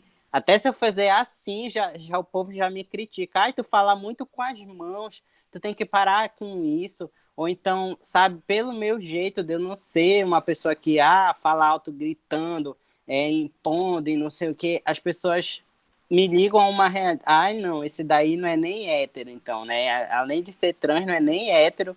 Quer dizer, eu não posso nem vivenciar uma masculinidade que não seja tóxica, no mínimo, né? Eu não posso ser uma pessoa gentil e isso faz com que eu seja menos homem por não ser uma pessoa extremamente escrota, né? Como a gente vê que os homens cis em sua maioria são, né? Infelizmente ainda, né? Então, isso que o Arthur falou também é algo que eu já me percebi fazendo, essa questão de ter alguém, a gente tá andando atrás, né? E a mulher olhar assim, a gente vê um pânico, pelo menos, eu agilizo, eu ando mais rápido, tento passar na frente da pessoa, que é para justamente a pessoa não pensar que eu tô querendo roubar ela, ou alguma coisa assim, né? Mas, e por outro lado, a gente compreende, assim, quando é uma mulher, a gente compreende, eu pelo menos compreendo, por conta de toda a violência que as mulheres sofrem, né? E a questão da violência sexual, enfim, a gente compreende. Só que muitas vezes, talvez nem elas percebam, né, que fazem isso. Muitas vezes são mulheres. Eu, então, quando é mulher branca, eu passo, assim, um jato do lado logo, porque, sabe, eu não. Gente, é incrível como assim, a gente que tem essa vivência, o racismo ele é tão forte que ele faz a gente interiorizar determinados comportamentos, né, que a gente, tipo, é comum para outras pessoas, sabe? É comum para uma pessoa branca estar na rua, nem sequer vai pensar isso na cabeça dela, né?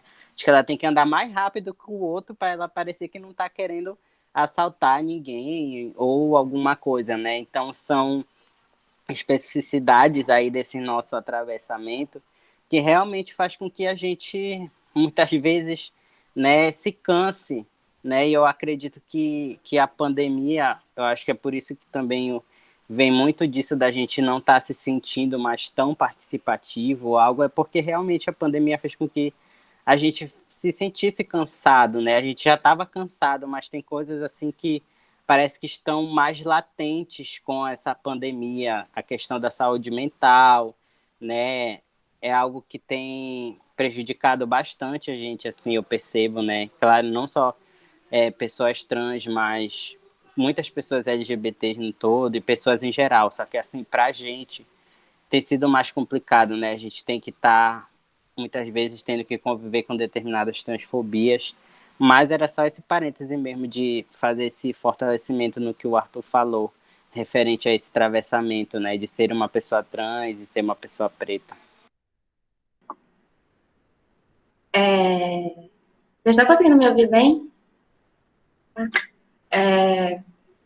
Enfim, muito importante, eu acho, essa pauta, né? Porque como é que a gente fala de saúde de uma população específica quando essa população específica vive uma sociedade adoecida, né? Quer dizer, a gente está falando de saúde da população trans, a população trans que tem cor, população trans que vive em um determinado local, né? Eu acho muito interessante pensar a partir desse pensamento interseccional mesmo. Eu lembro muito de uma live que o Rafa fez no meio da pandemia, que ele estava pintando a unha e aí decidiu fazer uma live. A live durou 5 horas. 5 horas de live rolando. E foi muito interessante de assistir, porque era o Rafa conversando com vários homens trans, assim, de vários lugares do Brasil. Então, eu pude, nessa live, iniciar, assim, esse pensamento que ele é muito necessário mesmo, porque cada vivência é uma vivência, e dentro dessas vivências a gente vai percebendo que a sociedade está muito adoecida, quer dizer, como eu me enxergo enquanto homem, como eu performo minha masculinidade, sendo que a masculinidade ela é adoecida na sociedade, né? Essa situação de, poxa, eu me entendi, lido socialmente enquanto homem, quando eu passei a ver violência policial, violência racial. Quer dizer, a gente está falando de saúde e essa ideia vai ser atravessada, né? Quer dizer, saúde não é só ausência de doença. A gente está sofrendo uma violência, prejudica a nossa saúde, né? A gente está vivendo uma sociedade adoecida, prejudica a nossa saúde. E falando de saúde, né? Essa questão da pandemia, né? Como vocês trouxeram, é uma questão que, poxa, tem adoecido todo mundo, né? Porque, de fato, a gente se sente estagnado e tudo mais para diversas outras questões, né, como essas que vocês trouxeram, de pessoas trans em famílias violentas, ou mesmo esse próprio contexto de que a população trans já estava muito antes em isolamento, porque não é todo local que recebe bem pessoas trans, enfim, não é em qualquer rolê que vocês, pessoas trans, né, enfim, vão ser bem recebidos. Enfim, pensando nesse contexto de pandemia também, a gente reconhece, né, que a população trans já tem, independente de pandemia, uma questão de dificuldade de emprego, né, de conseguir ter um job, de conseguir ter uma renda, e a pandemia, ela dificulta muito mais essas questões, né, e aí, se vocês quiserem, puderem falar um pouquinho também de como vocês percebem também a pandemia influenciando na saúde, dentro de todos esses contextos, né, que a gente tem conversado agora. Eu posso falar, já que o Rafa ainda não se manifestou. É, Vou né, ficar nessa agora. nessa questão da pandemia, eu acho que ficou muito evidente, não sei se pro Rafa, mas para mim surgiram outros questionamentos que, por exemplo, se eu não tivesse na pandemia, talvez não fosse surgir. E é principalmente o contato com a minha família, entende? Tipo, antes, logo no início da transição, para mim era um ambiente extremamente adoecedor. Eu odiava estar em casa, então a universidade, que para mim é de forma integral, vinha muito como uma fuga, né? Eu podia ficar fora de casa, só chegar a dormir, e era isso, eu ficava com Deus. E hoje em dia não, eu sou obrigada a ficar em casa, né? Eu tenho que ficar com a minha família, eu tenho que ver, eu tenho que falar com eles. E, enfim, isso de uma certa forma, como eu já tinha falado, às vezes a gente precisa reivindicar o nosso lugar, não é por causa do preconceito que a gente vai deixar de falar, que a gente vai deixar de existir, que a gente vai ter que se submeter a certas coisas, mas em certos momentos sim, em um desses momentos, infelizmente, é em casa, é com o nosso seio familiar. E uma das coisas que eu tenho, nossa, gente, é uma dificuldade muito grande para mim, é corrigir as pessoas para o pronome e o nome adequado. Eu sou uma pessoa extremamente. Vocês não estão entendendo. O que para vocês pode parecer tão normal, que é tipo assim, ser chamado pelo nome de vocês. Ninguém fica se perguntando, se preocupando de a pessoa me chamar no nome certo. Tipo, uma pessoa cis, normal, não se preocupa com isso. Provavelmente não deve nem passar na cabeça dela. Ah, eu queria que a pessoa, se ela errar meu pronome, eu vou ter que corrigir. Se ela errar meu nome, ela vai ter que, eu vou ter que corrigir ela. Não, tipo, isso não passa, mas numa pessoa trans, isso passa o tempo todo. E, tipo assim, pra mim fica muito mais latente hoje em dia, quando já não sou lido como uma mulher, né? Mas pra minha família vai ser sempre assim, independente se eu tiver barba, se eu não tiver mais peito. De forma que eu me vestir, isso não interessa pra eles. Eu vou ser sempre lido pra eles como uma mulher. Então, tipo assim, eu ter que ficar corrigindo, eu não consigo corrigir nem as pessoas estranhas que dirá minha família. Então, tipo, isso mexe muito com a minha saúde mental. Nesse quesito, esse questionamento de, poxa, não importa o quanto eu chegue no lugar onde eu quero, na aparência que eu quero, no patamar que eu quero, eu vou continuar sendo lido como uma mulher. E isso, pra mim, tem se tornado um fantasma, sabe? E é uma das coisas que eu mais temia. É que o meu nome, que a pessoa que eu fui antes, se tornasse um monstro pra mim. Porque não é assim, sabe? Eu não odiei, não vou odiar a pessoa que eu fui antes, porque ela infelizmente, ela foi crucial para que eu chegasse onde eu estou hoje, entende? Então, não tem por que eu sentir raiva de mim, não tem por que sentir raiva da vivência que tive, que na verdade contribuiu muito, sabe, para que eu não reforçasse certos comportamentos enquanto homem, e principalmente que quando a gente tem essa vivência, e que a gente é obrigado a viver em certas situações, a gente se percebe encontrando uma força que a gente vê que a gente pensava que não tinha, mas acaba tendo, sabe? E eu passo muito por isso, que por diversos momentos eu me percebo feliz com coisas assim, minúsculazinhas, sabe? Porque um primo meu, uma criança, que é a minha prima, me chamou de Arthur e corrige a mãe dela, por exemplo. Nossa, vitória. Meu avô falou para minha prima que o meu nome é Arthur, chama de primo Arthur. Vitória. É sobre isso, gente. Minha mãe se corrigindo. É ele, desculpa, meu filho. É sobre isso, gente. E, tipo assim, são alegrias que eu fico, porra, eu não podia estar mais feliz. E fico assim, parece que é pouco, né? Mas a verdade é que quando a gente não tem nada, até o pouco é muito, entende?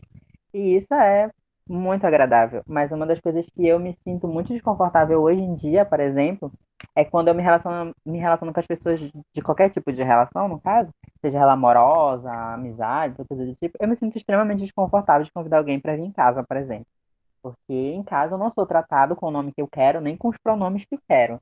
Então, a pessoa vai ser obrigada a me ver sendo chamada por outro nome, que ela não sabe porque eu não comento, e principalmente pelo pronome que não é o pronome que eu me identifico na rua, por exemplo. Então, eu não trago ninguém, eu não tenho amigos em casa e fica por isso, eu fico com Deus. Então, tipo assim, é uma coisa que, digamos assim, um dos direitos que não tenho.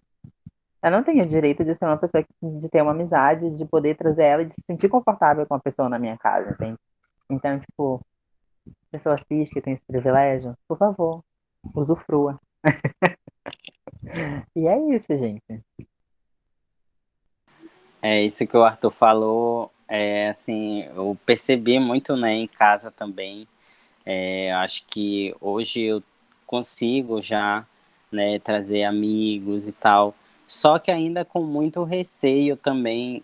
Hoje em dia, talvez não mais porque a minha família não respeita a minha identidade, né? Porque eu precisei de um tempo, né, realmente para que eles chegassem, né, a respeitar a minha identidade, se habituassem, né? Mas não só, como o Arthur falou, às vezes a gente não tem forças para corrigir mais as pessoas, sabe? E eu fico me perguntando às vezes disso também não ter a ver com a vivência que a gente teve, um pouco vivenciado o feminino, digamos assim, né? Porque a gente sabe que as mulheres em si não são estimuladas a falar, a serem ouvidas, né? As pessoas darem atenção para o que uma mulher fala, a verdade é essa.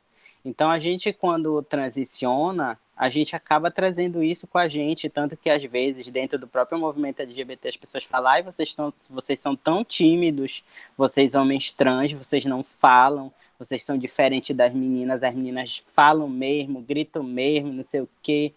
Só que assim, a gente vem de um outro lugar, né? A nossa fala não era ouvida, então para a gente construir é uma batalha muito grande para a gente, né? Eu falo, ó, ouvindo o Arthur, muito me atravessa, assim, a gente tem vivências diferentes, né? A gente não convive, eu, o Arthur, assim, mas, assim, muito do que a gente contou bateu muito das nossas histórias, porque acaba que a gente perpassa por muita coisa parecida, né? Involuntariamente, assim. Então, eu acredito que, às vezes, a gente não consiga fazer essa correção nas pessoas, talvez, por ter tido essa vivência também, sabe? De não ter tido um lugar que estimulasse a gente a falar, a gente, né, se colocar nesse lugar de eu posso ser respeitado e eu não tenho que abaixar minha cabeça, sabe? Que é diferente muitas vezes da vivência que as mulheres trans têm, porque elas já vêm desse lugar de que elas eram ouvidas, de que elas tinham poder de fala, né? De que elas podem falar alto. Então, muitas delas têm essas características por também ter vindo de uma vivência de um gênero diferente do nosso, que era o gênero masculino, né? Então, eu acredito que parte disso também, da gente talvez se encontrar nesse lugar muitas vezes de se fechar, de não ter essa força para falar, tem a ver com isso também, né? Para a gente tem um determinado... É complicado, assim, e eu percebo isso também, às vezes aqui, digo, não só em casa, mas com algumas pessoas que eu convivo aqui da rua, às vezes, né? No começo falavam ela e falavam meu nome civil. Ai, gente, e até hoje isso é tão cansativo, porque, tipo assim, é uma imagem completamente masculina na frente da pessoa, mas a pessoa, por ter te visto em algum momento, né, ou um tempo atrás, ela acha que ela tem o direito de falar que tu é ela, que o teu nome é X, e para ela tudo bem, sabe? Não se coloca no lugar do outro, né? Assim como tem pessoas que já, digamos, respeitam o meu gênero, tudo, mas ainda tem muitas pessoas aqui na minha rua, apesar de sei lá, ver em tudo que é lugar o meu nome ser Rafael, mas ainda me fala fulana, ainda fala ela, aí fala pro meu pai, tua filha, e não sei o quê. Então, tipo assim, né, é complicado, porque às vezes também, mesmo que a minha família, hoje em dia, já me respeite quanto Rafael, já me acolhe enquanto Rafael, mas às vezes eles também não têm essa, tipo, de corrigir a pessoa, sabe? Mas hoje em dia, como o Arthur falou, às vezes parece uma coisa simples, mas quando os nossos pais apresentam a gente com o nosso nome, com a identidade que a gente se identifica, faz completamente a diferença, porque a gente já vive num local e que muitas vezes eu, particularmente, já senti vontade de me mudar para outro bairro que nunca ninguém nem me conheceu, só por conta disso, porque às vezes é cansativo a gente sabe, todo dia sai de casa com determinado dizendo eu sou Rafael e não sei o quê, e a todo momento um vizinho aqui, um vizinho ali, vai te tratando, isso vai adoecendo a gente, né? E passar o dia todo, assim, às vezes é realmente cansativo, assim. Mas eu acho que o que me afetou nesse período da pandemia talvez foi muito mais, não essa questão em casa, né, por conta da minha identidade, mas eu acho que perceber o quanto eu via outras pessoas trans não tendo o mesmo respeito dentro de casa que eu estava tendo, né, ou eu percebendo que outras pessoas tinham que estar saindo de casa para sobreviver, sabe, para ter como se alimentar e tudo, né, que não tinham como ficar em casa. Então, isso no começo foi muito adoecedor para mim, né? Eu passei, eu acho que uns 3 meses, bem no começo da pandemia, eu passei exatamente 3 meses sem nem colocar minha cara para fora de casa, sabe? Para mim foi muito adoecedor. Eu não conseguia dormir. Eu acho que eu passava 24 horas quase assistindo o jornal e ficava adoecido porque eu via só morte, só notícia ruim, sabe? E eu chorava muito. Eu não aguentava mais ver as notícias, assim como chegou um momento que eu já não aguento mais, porque assim eu percebi que isso estava me adoecendo, né, psicologicamente. Então eu tentava me desligar um pouco, né? Chegou um momento que eu disse não, eu vou sair dessa rotina de estar assistindo notícia, de estar assistindo isso e aquilo, porque eu estou adoecendo. Eu estou em casa, mas eu estou doente, né? Eu preciso cuidar do meu emocional, da minha saúde psicológica. Então no começo foi bem difícil e em alguns momentos ainda da pandemia, porque a gente acaba se sentindo adoecido por ver que a gente está ficando muito atrás, né, em determinados procedimentos médicos, em determinados cuidados. E por outro lado também a gente não tem a conscientização das pessoas, né? Então isso foi algo muito difícil, até que às vezes eu também aqui em casa pegava no pé das pessoas, principalmente dos meus pais, que são mais velhos e se descuidavam com o negócio de máscara e tal. Então isso me adoecia muito, me preocupava muito, né? Tinha a preocupação da questão do emprego, né? Que eu não estava recebendo. Eu demorei a ter um emprego quando eu tive, ainda comecei a demorar a receber, então eu já estava quase pedindo para sair porque eu estava trabalhando de graça, eu estava quase me pagando para ir trabalhar, né? Então foi bem complicado, estava arriscando a minha saúde e ainda assim não estava sendo valorizado nesse sentido. Então a pandemia fez com que realmente mentalmente eu adoecesse bastante, né? Mas hoje em dia eu estou conseguindo de certa forma tentar lidar de outras maneiras. Quando eu percebo que eu estou ficando psicologicamente muito afetado com a situação, eu tento fazer algo que eu goste muito, né? Eu assisto uma série, eu faço uma pintura, um desenho, ou enfim, fico com a Isabela, a gente conversa, desliga celular, desliga tudo e fica conversando de outras coisas, então a gente acaba tendo que ter outras estratégias para realmente não adoecer, né? Com a questão da pandemia e muitas vezes da transfobia dentro de casa. Sim, essas estratégias são muito importantes, né? Eu lembro, eu acho que ainda tem, inclusive, era um grupo que vocês tinham de pessoas trans, de acolhimento. Eu sempre via um amigo meu falando sobre isso. E aí essas redes de apoio, elas se tornam muito importantes nesse momento, né? Mesmo de troca, de conhecimento. E aí, acho que a nossa última pergunta, mas quem quiser perguntar depois, a gente também já está se encaminhando para o final, é sobre esses lugares, né, de acolhimento, porque existem muitas pessoas trans em situação de rua também, né, ainda mais agora, nesse contexto pandêmico.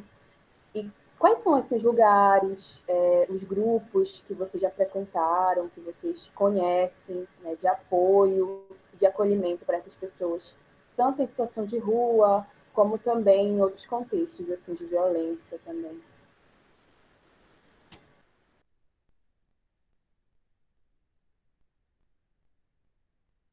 Ah, pensei que o Arthur ia falar primeiro. Fiquei esperando aqui. Não, assim, eu acredito que por conta da pandemia, né, esse contexto de pandemia, a gente acabou, eu acho que criando essas formas de conversar online, né?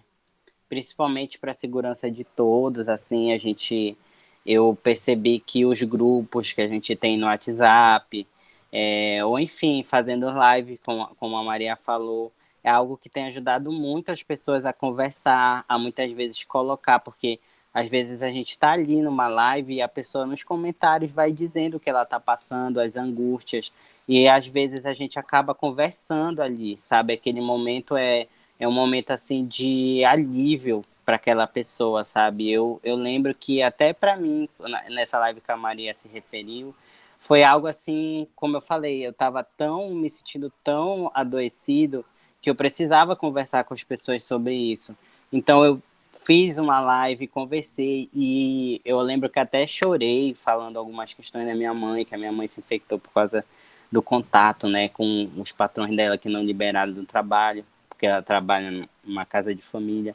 Então, assim, era um momento que eu precisava dialogar com as pessoas, que eu precisava saber que eu não estava sozinho, né, nesse sentido, e que outras pessoas também estavam passando por isso e também precisavam conversar, né, sobre o que estava acontecendo.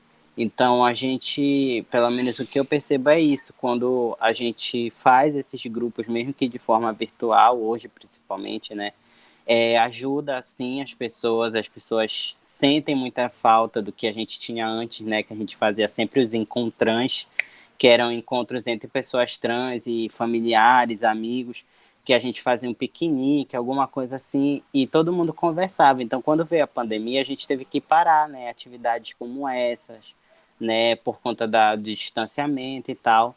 Mas a gente sempre tenta manter esse diálogo, mesmo que de forma virtual, né? Agora, para as pessoas em situação de rua, o que eu tenho visto é que elas estão tendo determinado acolhimento, né? Talvez mais, não sei se um acolhimento na questão da saúde mental, propriamente dito, porque às vezes dentro de alguns espaços de abrigo ou locais de passagem, eu não sei se eles têm essa dinâmica de conversar e tal, né? Mas eu sei que muitas pessoas têm sido abrigadas, né, nesse sentido, por alguns abrigos temporários que estão tendo do Estado, né? Algumas pessoas são pessoas trans, né? Eu lembro que eu e Isabela, a gente chegou a visitar, recentemente uma amiga nossa chegou a visitar e fazer uma roda de conversa com essas meninas. Então, assim, a gente tem feito o que é possível, né, em meio a esse contexto de pandemia.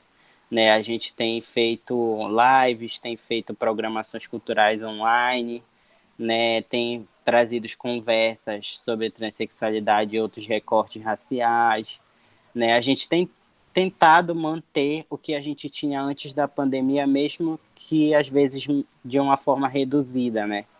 Mas que a gente sabe que é extremamente necessário. A gente tem buscado sempre também locais que estejam ofertando algum tipo de terapia psicológica de forma gratuita, porque a maioria das pessoas trans precisam, mas não tem como pagar, né? Então, às vezes, essas terapias são feitas em grupo, mas já ajuda, né? Então, é assim que eu tenho percebido, na verdade, que as pessoas têm se movimentado para minimamente manter um convívio, um diálogo, né? E uma aliviada nessa pressão toda que tem sido aí a pandemia e os agravos, né, das violências que a gente já passava antes da pandemia.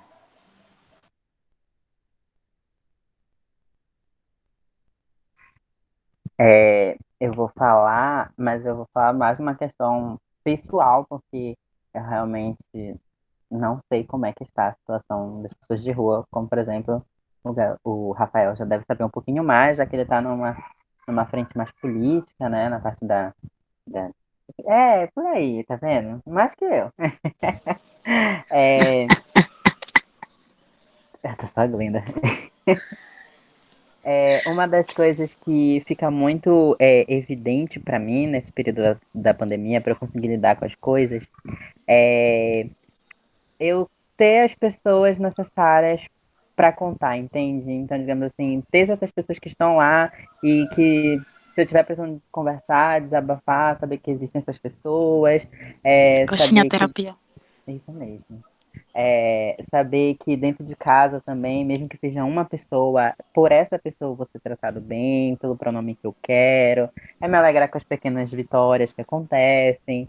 E sempre, apesar de o Brasil não estar colaborando com o meu pensamento positivo, eu sempre tentar, né, colocar um pouquinho esse otimismo, não tão aquele prejudicial, né, porque cá venhamos, né, mas não vou ficar toda vez naquele negativismo, porque isso acaba só me adoecendo, só me prejudicando mais.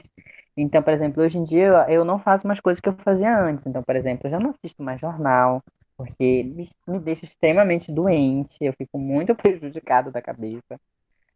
Eu já, alguns assuntos delicados, principalmente no Instagram também, eu evito ficar lendo, procurar saber. Se eu sei é pela uma fofoca, e às vezes eu só ouço porque sou obrigado. Mas, tipo assim, eu tento evitar certos assuntos que me deixam muito engatilhado, né? Então, nesse período de pandemia, para mim, é importante ter, por exemplo, como essa roda de conversa, que eu estou me sentindo super confortável, saber que existe uma pessoa aqui que é o Rafa, que temos algumas coisas em comuns, né? Então, saber que a gente não está sozinho e que a gente pode partilhar as nossas experiências e ser ouvido. Então, isso é crucial nesse período de pandemia, né, gente? Se sentir acolhido, se sentir bem, se sentir seguro. E Faz é logo um isso, grupo de todas. eu acho, uma boa.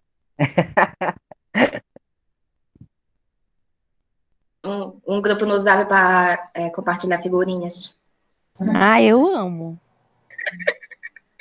O Arthur me mandou várias figurinhas do Gil, inclusive. Se comunicar por figurinhas.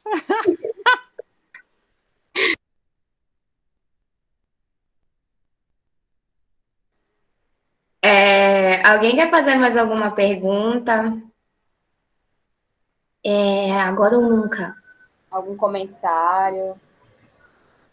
Aí a gente encerra. Dou-lhe uma, dou-lhe duas. Incrível. Ah, não, eu só quero falar. Foi Eu quero tudo. falar uma coisa, convidar todas para coxinha terapia, tá? Égua, sim, sim, sim. Tá, a coxinha terapia consiste em a gente ir para casa de um amigo nosso, o Iago, acho que vocês conhecem, e aí a gente faz coxinha e fica conversando, comendo, bebendo e falando de tristezas. É sobre isso. Todas convidadas, tá? Todas A terapia que o convidadas Taurino para a gosta. próxima. Eu acho incrível. Isso é verdade. A Glenda aparece na reunião só para marcar essa breja. Eu acho incrível. fortalecendo, né, os Necessária, né? E Sempre não fala necessária. esse tipo de coisa que eu perco até meu respeito, entendeu? Então, a gente vai se encaminhando para o final. E agradecer muito, muito, muito, Arthur, agradecer muito, Rafa, agradecer todo mundo que participou nos comentários. E agradecer, eu fico muito grata sempre com as rodas, porque é muito isso que vocês falaram, né? Acaba que esse momento também vira um momento para a gente de troca, né? De ficar mais leve do coração. É aquele momento que a gente não tá vendo jornal. Eu também estou sentindo muito isso, eu não consigo ver jornal mais, que eu fico. Então, agradecer todo mundo, né, por ter participado desse momento que eu acho que foi produtivo para todos. E avisar que a gravação da aula vai ficar disponível no YouTube da Aula Cigos, tá bom? Agora somos todos blogueiros e blogueiras. Então, acredito que até semana que vem já vai estar saindo aqui a aula. Agradecer muito todo mundo. E é isso. Sigam no canal, curtam, compartilhem. E, exatamente, aperta no sininho para novas informações. Eu vou falar aqui. Eu vou deixar o link disponível aqui embaixo para vocês seguirem. Tudo perfeito. Muito obrigada. Quer falar mais alguma coisa? Para encerrar aqui a. Eu lembro que eu queria falar alguma coisa, mas eu esqueci, como Eu sempre. tenho uma coisa pra falar muito importante pra vocês. É que, tipo assim, eu já tô na liga, né? Um tempão, esse ano, acho que a liga tava se formando, eu já tava lá. Aí, né? Maria veio falar comigo aqui um dia desse, semana passada. Arthur, isso vai ficar gravado na aula. Eu vou interromper a gravação. Importante, É melhor interromper a gravação.